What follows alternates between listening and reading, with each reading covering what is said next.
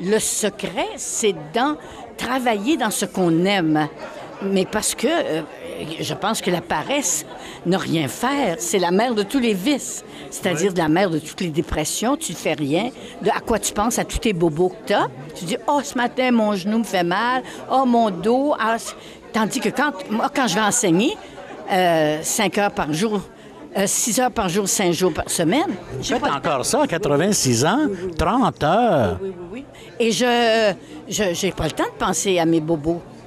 J'ai pas le temps. J'ai pas le temps du tout. Alors, le secret, Jeannette Bertrand, c'est quoi? C'est les projets, c'est de toujours avoir quelque chose à faire? C'est avoir quelque chose à faire. S'intéresser aux choses qu'on aime. Voilà. C'est faire des choses qu'on aime, mais alors avec passion.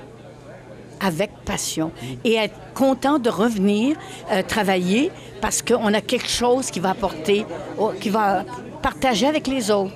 C'est tout ça. Est-ce que c'est pas, à un moment donné, vous vous dites, ah ben là, je suis fatigué, là, j'arrête, puis demain, puis après-demain, je verrai, puis le mois prochain? À peu près une fois par année, j'ai cette tentation de tout arrêter. Oui. Ça dure exactement 5 minutes. 5 minutes? Puis après ça, je dis, bon, ben qu'est-ce que je fais?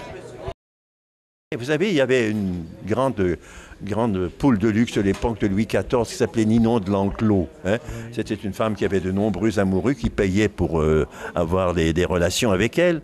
Et elle est restée jeune très longtemps. Elle a fait beaucoup d'argent. Beaucoup d'argent, n'est-ce pas? Je ne sais pas si elle dépensait, mais alors à 80 ans, elle était encore une femme courue.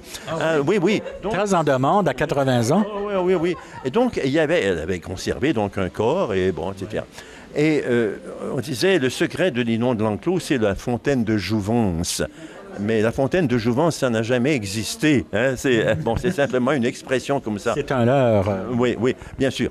Et je pense pas qu'elle avait un secret particulier, à moins d'être une magicienne ou je ne sais quoi. Là.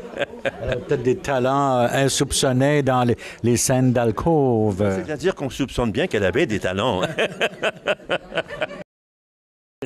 Mais je me suis rendu compte d'une chose, c'est que Michel Coulombe, dans ce film-là, a eu l'art de faire comme une sorte de build-up. On commençait très simplement en disant, bon, c'est quoi d'être vieux, c'est quoi l'âge, c'est ça. Et petit à petit, et pas seulement moi, mais il prenait les gens dans leurs activités, dans ce qu'ils faisaient, puis on arrivait à une volonté de dire, le vieillissement, on l'accepte. C'est normal que l'on vieillisse, mais on continue à vivre et on lâche pas. C'est ça qui est important. En ce sens que souvent, on a considéré la vieillesse comme étant la dernière phase de notre vie, donc ça vaut même plus la peine de la vivre. Alors que, au contraire, c'est une richesse. Ce que je retiens, moi, du film, c'est ceci, c'est on est vieux, c'est dans notre tête. Si on veut pas être vieux, on l'est pas. Oui, d'ailleurs, moi, je le dis toujours, dans notre tête, on est jeune, dans notre esprit, on est jeune, dans notre cœur, surtout, on est jeune. Vous dites, vous avez 30 ans, vous dites ça dans le film. Oh, même encore un peu moins. Des fois, je me dis, parce que je commets encore des fois des petites gaffes de débutante. Ah, oui. Parce que j'ai envie de tout essayer. Oui. Voyez-vous, j'ai encore une balafre ici. C'est complètement ridicule. Je me suis acheté une moto à 75 ans, tu sais. Ah. Alors, évidemment, j'ai rentré dans les poteaux. Fait que là,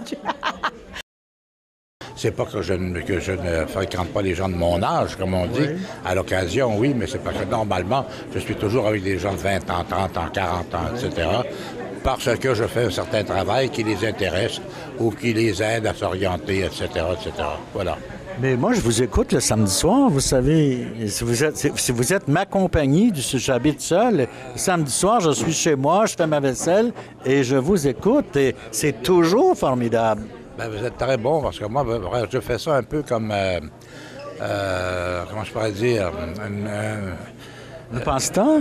Non, c'était pas un passe-temps, avec une espèce de découverte que je dois faire, parce que chaque fois, je découvre des choses nouvelles, et puis je veux les exposer, en parler aux gens.